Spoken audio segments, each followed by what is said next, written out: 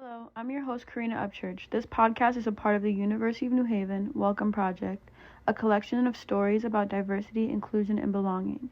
Today, I will be interviewing Aaliyah McGee in her battle with growing up in Fairfield as a black girl in a predominantly white area. Hi, Aaliyah. How are you? I'm good. How are you? Good. Okay, so let's get right into it. So you previously were talking about growing up in Fairfield. Can you talk a little bit more about that? Like, what did your community school system kind of look like? Sure. So I went to a Bridgeport public school for preschool and kindergarten. However, for the rest of my education, up until high school, I went to all Fairfield schools, meaning very low minority rate. I knew all the other people of color in my grades, and half of them were on my bus. And it was really tough for many reasons. And I definitely did get a fair share of, teasing and certain, not too much of the name calling and things, but there were a few instances that I can't remember off the top of my head where it was a problem. Was there ever a time where you felt like you were different, or it was pointed out to you that you were different and it just stood with you? I know most times as adults we have experiences in our adolescence that we don't necessarily talk about because they truly affected us. And was there ever that moment that you can remember that was really wow, I really just don't fit in here? I'd say my most impactful comment that I've heard that really just made me such a hermit in a way. And basically, I think I was in 4th or 5th grade. I did this program at my school called Ballet for Breakfast, and we would go into school, I think at 6 or 7 o'clock in the morning, and the girls would do ballet in the morning. Mm-hmm. And I never thought anything of my skin color. I never thought it really mattered, but this is really a time when, I think this is probably the first time that I really felt different. Mm-hmm. I remember we used to wear ballet shoes and our leotards and stuff under our clothes, and wear our ballet shoes throughout the day just because we thought it was so cool. We were cheerleading or something. And I remember one day, I can still picture it, and this is probably 3rd or 4th grade. Mm-hmm. We're sitting in the lunch line, and another girl, I think she was Albanian or Polish, something. She was white. She made a comment about me and my friend is Colombian, but she's white passing. She said, we were talking about how she looked in her ballet shoes, or something about ballet shoes, and something about us matching, whatever.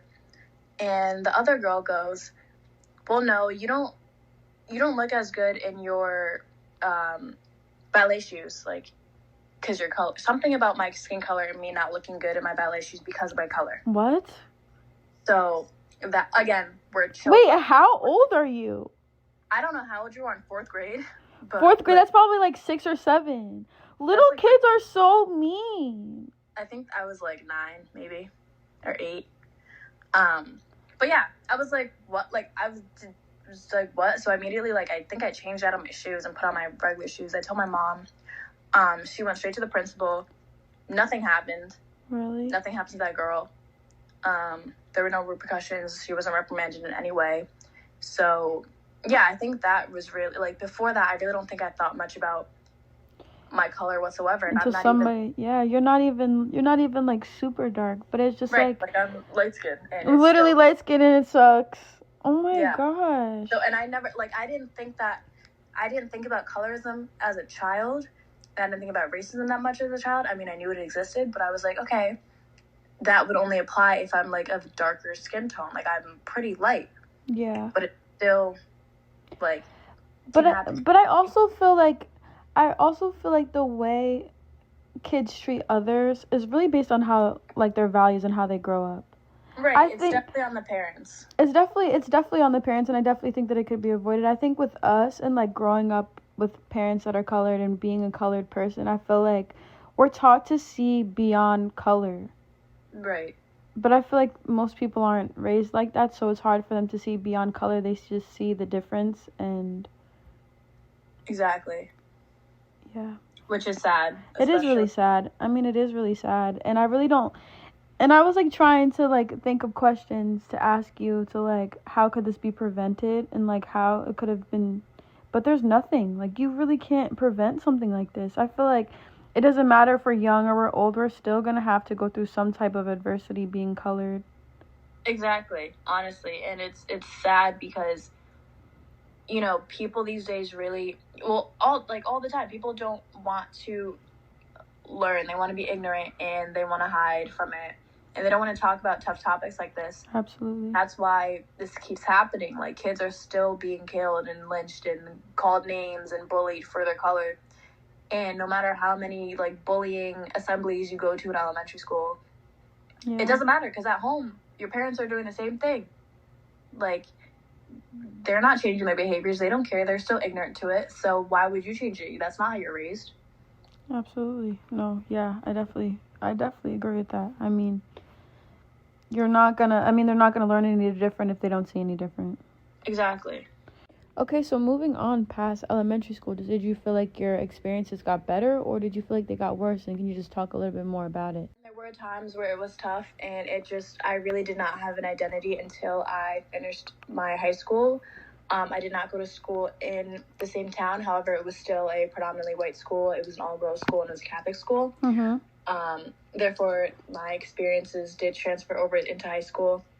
I did find a group of friends who were all, you know, minorities. Mm-hmm. And I was friends with, you know, all different races, doesn't matter, Black, white, Asian, Hispanic, anything. Mm-hmm.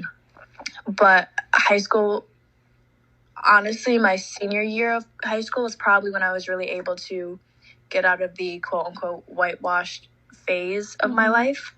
And finally able to find a real identity, which I did not have all throughout elementary school and middle school up until throughout high school as well.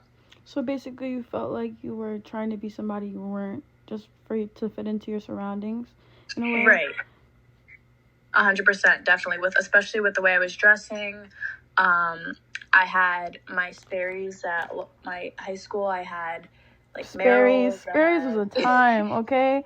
I remember going through my Vineyard Vines, Sperry phase. I had all my Vineyard Vines stuff. My brother worked for Vineyard Vines, so I was so you were lit. Vineyard Vines, you were my lit. Longchamp bag, all of that. And it was not me, like, whatsoever. And even with my hair, like, I straightened my it. hair off, like, me too, literally me constantly. too. Like, it was really tough, like, you know, being around all these people that are nothing like you and trying to fit in, just trying to be someone you're not. Yeah, I think that's the hardest part.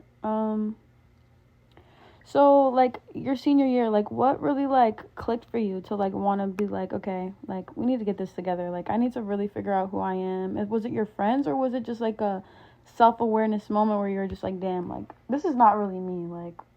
So, looking back at it, it probably was junior year. I started going to other events at other schools, such as Notre Dame Fairfield, which is definitely a very big difference from my school. Yeah. My boyfriend at the time was going to school there, so I would go to his prom, like all his dances, all his basketball games, things like that, and make friends there rather than at my own school. This was way easier to make friends over there, and even though I didn't go there, like, it was just so much easier to be myself and to see what I can be rather than what I'm trying to be. So, and also, you know, friend groups. I had friends over there, friends at my school, and again, just being in that diversity helped me become myself and not pretend to be somebody else. Yeah, so it was really you just having to, like, branch out and really just see something different to be something different. I feel like your surroundings sometimes really just, like, cause you to stay in this, like, I don't know. Like, I feel like that's why, yeah, like, just one thing. Like, I feel like that's why it's such a big thing for people to have to get out and see something different, because I feel like when you're used to the same things, that's what all you'll ever see and all you'll ever be. Is there anything that you would like to tell people who experience similar situations like this? I'd say, so obviously it is really tough, and there's not really anything you could say to fix it or to change the outcome. At the end of the day, you're still going to have racist people in the world. You're still going to have people who see things different from you and who see nothing but your skin color and how you look. But it's really up to you to be the change that you want to see. I know that's so cliche, but like it starts with you. It does and start with you. The family you choose to raise and the way you choose to raise your kids and the people you choose to be around and the way you choose to talk and express yourself. Like, I know it's so hard to educate people these days that don't want to listen, but if you do encounter people like that, it doesn't hurt to try. I mean, sometimes, you never know in this world, but try your best to just figure out who you are. And once you know who you are, it's not going to bother you as much. You can't do much about it to change other people, but you can change how you react to these things. You could change how you feel about it. You can grow in your self-confidence, find yourself, figure out who you are.